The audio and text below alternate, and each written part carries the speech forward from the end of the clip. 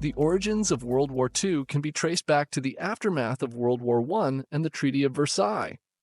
Signed in 1919, the treaty placed full blame for the war on Germany, forcing it to pay immense reparations, surrender key territories, and significantly reduce its military. This harsh punishment left Germany economically devastated, politically unstable, and humiliated on the global stage. The resentment and bitterness it fueled became the foundation for future conflict. In the 1930s, as the world plunged into the Great Depression, economic despair further destabilized Europe. In Germany, soaring unemployment and poverty gave rise to extremist ideologies. Adolf Hitler and the Nazi Party capitalized on this discontent, promising to restore Germany's power and pride. Through propaganda, fiery rhetoric, and a cult of personality, Hitler targeted Jews and other minorities as scapegoats for Germany's problems and vowed to undo the Treaty of Versailles, gaining widespread support. As Hitler rearmed Germany and expanded its ambitions, Europe's democracies were slow to respond. Britain and France, haunted by the memories of World War I, pursued a policy of appeasement, hoping to avoid another war. The Munich Agreement of 1938 epitomized this approach, allowing Germany to annex Czechoslovakia's Sudetenland in exchange for a promise of peace. However, this only emboldened Hitler, who saw appeasement as weakness. On September 1, 1939, Germany launched a lightning-fast invasion of Poland, marking the official outbreak of World War II.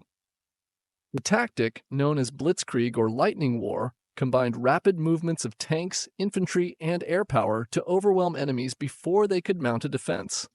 Within weeks, Poland was defeated and divided between Germany and the Soviet Union under a secret pact. This act of aggression forced Britain and France to declare war on Germany, but they were unprepared for the scale and speed of Hitler's military machine. In the following months, Germany's Blitzkrieg strategy swept through Europe with astonishing success. Denmark and Norway fell quickly in April 1940, securing strategic access to the North Sea. By May, Germany turned its attention to France, bypassing the heavily fortified Maginot Line by invading through Belgium. Within 6 weeks, German forces had captured Paris, forcing France to surrender. The speed and efficiency of these campaigns shocked the world and left much of Western Europe under Nazi control. One of the war's most iconic moments came during the fall of France, the evacuation of Dunkirk. As German forces closed in, over 330,000 Allied soldiers were trapped on the beaches of northern France. In a desperate and heroic operation, a fleet of military ships and civilian vessels ferried troops across the English Channel to safety. Dunkirk was both a disaster and a symbol of resilience, as Britain vowed to fight on despite the odds. By the summer of 1940, much of Europe lay in flames, with Germany's swastika flying over its capitals. The Nazi war machine appeared unstoppable, setting the stage for a prolonged and devastating conflict. After the fall of France in June 1940, Britain stood alone against the might of Nazi Germany. Adolf Hitler, confident in his victories, turned his attention to the British Isles with a plan known as Operation Sea Lion, a full-scale invasion of the United Kingdom. To succeed, the Luftwaffe, Germany's air force, needed to destroy Britain's Royal Air Force and gain air superiority. What followed was the Battle of Britain, a pivotal clash that would determine the fate of the war. Throughout the summer and autumn of 1940, the skies over Britain became a battleground. The RAF, though outnumbered, relied on superior tactics, radar technology, and the bravery of its pilots to repel wave after wave of Luftwaffe attacks.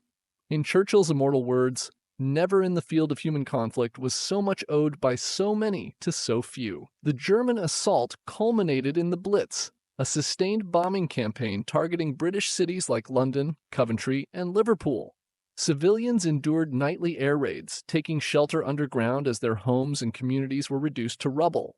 Despite the devastation, British morale remained unbroken. By October, Hitler's plans for invasion were abandoned, and the Luftwaffe had suffered heavy losses. The Battle of Britain marked the first major defeat for Nazi Germany and proved that Hitler's war machine was not invincible. Britain's resilience during this period inspired the Allied cause and set the stage for a broader struggle to reclaim Europe.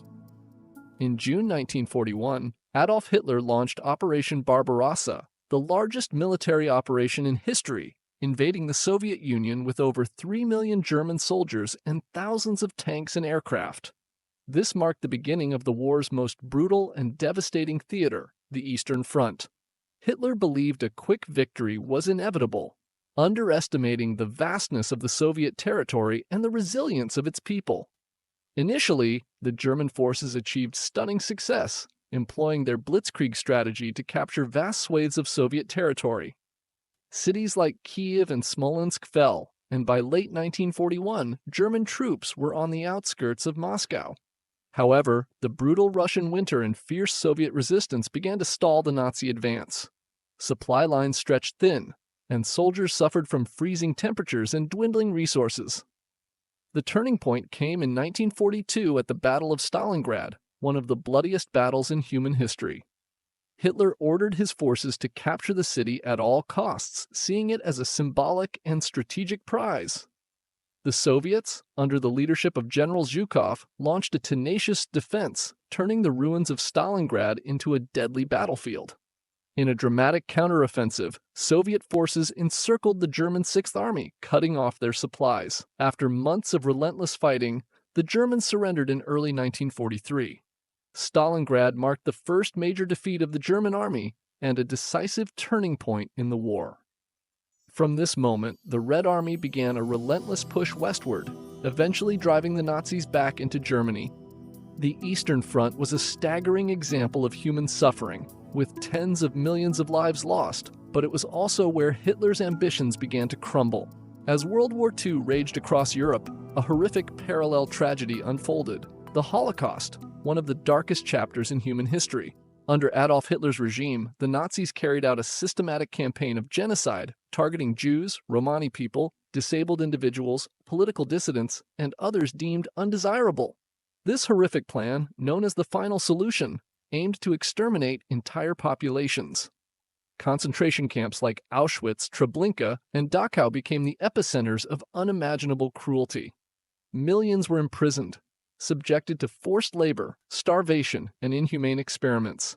For many, these camps were not places of imprisonment but death factories where gas chambers and mass executions claimed countless lives. By the war's end, 6 million Jews had been murdered, alongside millions of other victims. The Holocaust devastated Europe's Jewish communities, wiping out centuries of culture, tradition, and history. Survivors carried unimaginable scars, and the world was left grappling with the magnitude of this atrocity. The Holocaust remains a haunting reminder of humanity's capacity for evil and a call to remember and resist the forces of hatred, bigotry, and indifference. By 1944, the tide of World War II had turned against Nazi Germany. The Allies, strengthened by their victories in North Africa and Italy, prepared for one of the most ambitious operations of the war: the D-Day landings in Normandy. On June 6, 1944, thousands of Allied ships, aircraft, and soldiers launched a massive assault on the beaches of northern France, marking the opening of a long-awaited Western Front. Despite fierce German resistance, the Allies secured a foothold, and the success of D-Day was a decisive moment in the war. From Normandy, Allied forces began the liberation of occupied Europe. Cities like Paris, Brussels, and Antwerp were freed, as the Germans were pushed back on multiple fronts. Meanwhile, the Soviets continued their advance from the east, crushing German forces and liberating concentration camps along the way. By late 1944, Germany was squeezed in a pincer movement, with Allied troops closing in from the west and Soviet forces from the east. The Allied counteroffensive not only reversed the course of the war, but also symbolized hope and determination in the face of tyranny. With the liberation of occupied territories, the end of the Nazi regime was finally within reach. By early 1945, the Third Reich was on the brink of collapse. Soviet forces had pushed deep into Germany, encircling Berlin, while Allied forces pressed in from the west. The Battle of Berlin became the final desperate stand for Hitler's regime. As Soviet troops fought their way through the city's ruins, the Nazi leadership retreated into underground bunkers.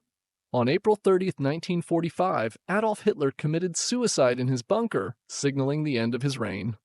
Just days later, Berlin fell to the Soviets, and on May 7th, Germany signed an unconditional surrender. World War II in Europe was over, leaving behind a continent scarred by destruction, with cities in ruins and millions of lives lost. The fall of the Third Reich marked the end of one of the darkest periods in European history, but it also set the stage for rebuilding and a renewed commitment to peace and unity across the continent. World War II left Europe profoundly changed, its political landscape transformed by the devastation and the shifting balance of power. The continent was divided into Eastern and Western blocs, with the Soviet Union dominating the East and Western Europe aligning with the United States. This division marked the beginning of the Cold War, a period of ideological rivalry that would last for decades. Amid the ruins, leaders sought to rebuild and prevent future conflicts. The foundations of the European Union were laid, promoting economic cooperation as a means to secure peace and stability. Cities and societies rose from the ashes, but the scars of war remained, a reminder of the cost of conflict and the importance of unity. The aftermath of World War II reshaped Europe, fostering a resolve to work toward a future defined not by division, but by collaboration and shared prosperity.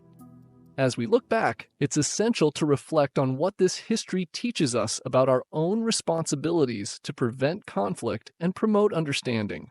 If this journey through World War II's legacy resonated with you, please like, subscribe, and share your thoughts in the comments. Let's ensure that the lessons of the past continue to guide us toward a more peaceful future.